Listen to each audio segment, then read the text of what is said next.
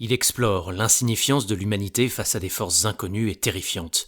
Il décrit des entités monstrueuses et d'antiques dieux extraterrestres. Et il reste l'un des maîtres de la littérature d'épouvante. Après avoir dédié ma chronique d'Halloween à Stephen King l'an passé, j'aimerais me pencher cette année sur l'œuvre d'un certain Howard Phillips Lovecraft. Et vous allez le voir, aussi surprenant que cela puisse paraître, les mots de cet écrivain américain du début du XXe siècle corroborent les réalités étranges et inquiétantes du Grand Prix du Mexique que nous avons vécu. Et voici pourquoi.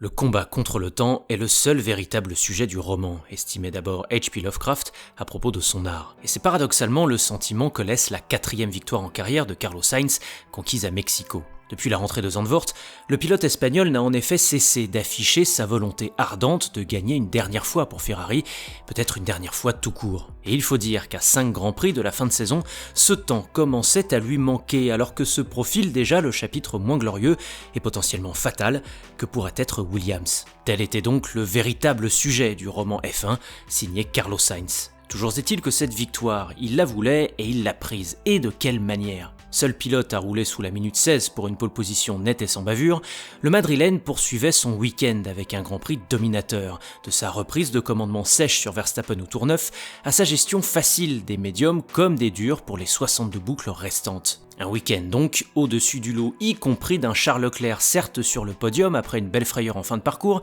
mais moins à l'aise dans l'ensemble faute de roulage en EL1. Un week-end surtout qui ne sort pas de nulle part, car le niveau de performance de Sainz couvait depuis Austin. Son pilotage incisif lors du sprint et son deuxième relais hallucinant en pneus durs lors de la course l'avaient bien montré, même si au final c'était Leclerc qui avait dominé au Texas grâce à un départ d'une grande intelligence. Alors si le temps pour Sainz semble désormais manquer pour enrichir son roman en exploits homériques, il n'en va pas de même pour la Scuderia Ferrari.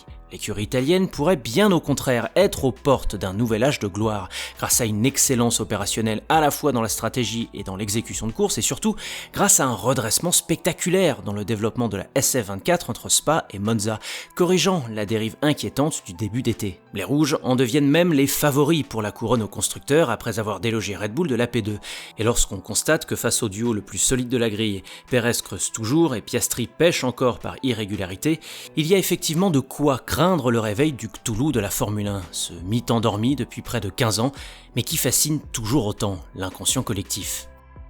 Il est vrai que j'ai logé 6 balles dans la tête de mon meilleur ami, et pourtant j'espère montrer par le présent récit que je ne suis pas son meurtrier. C'est ainsi que s'ouvre Le Monstre sur le Seuil, une nouvelle Lovecraftienne publiée en 1937. Dans le livre, le narrateur justifiera sa brutalité par une entité sinistre ayant pris possession du corps de son ami. Mais en F1, Max Verstappen n'aura cette fois-ci pas pu jouir d'une telle excuse, à tel point qu'il est légitime de se demander s'il n'est pas devenu au contraire ce fameux monstre sur le seuil. Et pourtant, il était logique pour le pilote Red Bull de retenter avec plus d'outrance encore son vice du Texas tant que celui-ci ne se heurterait pas aux sanctions de la FIA. Et j'irais même plus loin. Une fois Carlos Sainz de retour à la première place, la gestion du Grand Prix du Mexique par Verstappen était exactement la même qu'une semaine auparavant à Austin, avec le même agresseur, Max, avec la même victime, Lando, avec le même bénéficiaire, Charles, avec les mêmes positionnements en piste, à savoir l'intérieur pour le barbare et l'extérieur pour le naïf, et surtout avec la même volonté de nuire, quitte à y perdre des plumes. Quelques balles supplémentaires à l'intention de son ami, entre guillemets, sauf que cette fois-ci, le dénouement sera différent. C'est en effet le triple champion du monde qui fut pénalisé, par 2 fois en l'occurrence, de 10 secondes. Une première suite à une manœuvre de défense au virage 4 qui n'est qu'une copie plus radicale de l'imbroglio du virage 12 au Texas. Et une seconde suite à un véritable attentat au virage 8, sortant les 2 rivaux de la piste au profit de Leclerc. Et pire, au contraire d'Austin, Norris parviendra à rester devant Verstappen relégué P6, à reprendre brillamment la P2 au pilote Ferrari que le néerlandais lui avait fait perdre, et donc à récupérer 10 points précieux au championnat. Il n'empêche qu'il ne faut pas se tromper, Max Verstappen sait parfaitement ce qu'il fait. N'ayant pas été pénalisé au Texas, il a simplement poussé le bouchon un poil plus loin pour tester les limites de la FIA et surtout pour écarter Norris de la victoire. Sans les pénalités, nous rapportait Max après le Grand Prix, j'aurais pu terminer au mieux P4 devant Mercedes, mais alors Lando aurait probablement gagné la course. Dit autrement, mieux vaut perdre 10 points qu'en perdre 13. Dit autrement, Max sabotera les courses qu'il ne peut pas gagner en emportant Norris avec lui. Dit autrement, Lando a tout intérêt à se qualifier systématiquement devant son rival sur les 4 dernières manches pour espérer éviter ce type de brutalité. Alors la FIA pénalise Verstappen cette fois-ci, dont acte, mais paradoxalement, pas sûr que cela calme la malice de l'intéressé. Si l'objectif prioritaire de Max devient effectivement de ruiner les prestations de son rival, ne soyons pas surpris s'il cherche le contact plus franchement la prochaine fois. On en revient donc à la question qui travaillait les esprits en 2021. La FIA sera-t-elle capable d'arbitrer correctement ces controverses à venir ? Au vu de l'inconstance criante avec laquelle elle gère les présentes, on ne peut que s'inquiéter. Car ce qu'il faut retenir, c'est que Max, comme il y a 3 ans, sera prêt à tout, surtout si sa RB20 le lâche en conditions de course, comme à Mexico. Prêt à un pilotage de porc pour sauver ce qu'il reste du taureau ailé. Prêt à être cet ami possédé par une énergie sombre. Prêt à devenir le monstre sur le seuil de Lando Norris. N'est pas mort ce qui, à jamais, dort.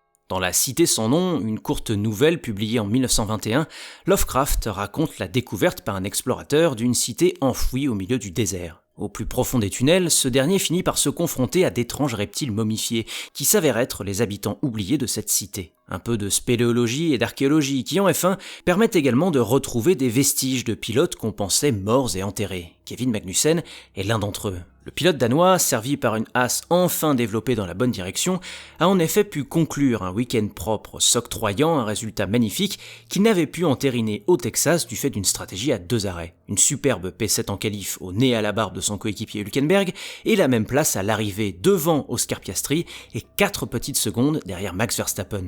Joli barreau d'honneur pour ce pilote à bandelettes dont la carrière rentrera bien assez tôt dans La Cité sans nom. 2 autres momies d'ordinaire oubliées ont en revanche fait tristement parler d'elle ce week-end. À domicile, Sergio Pérez s'est pitoyablement zombifié après un contact bête et méchant avec Liam Lawson, disqualifiant plus que jamais sa présence chez Red Bull à court terme. Quant à Fernando Alonso, la célébration de ses 400 Grands Prix en carrière depuis son garage n'a été qu'un triste marqueur de la décrépitude d'un pilote dont la carrière ronfle depuis trop longtemps. N'est pas mort ce qui a jamais dort, certes, mais la sieste commence à durer.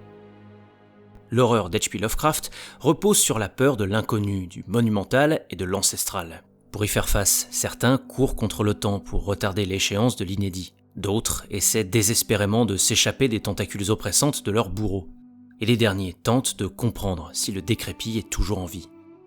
À 4 courses de la fin, une question Lovecraftienne me taraude donc. Qui saura affronter les ténèbres et en sortir indemne ? Et qui se verra dévoré par le chaos ? Début de réponse, au Brésil.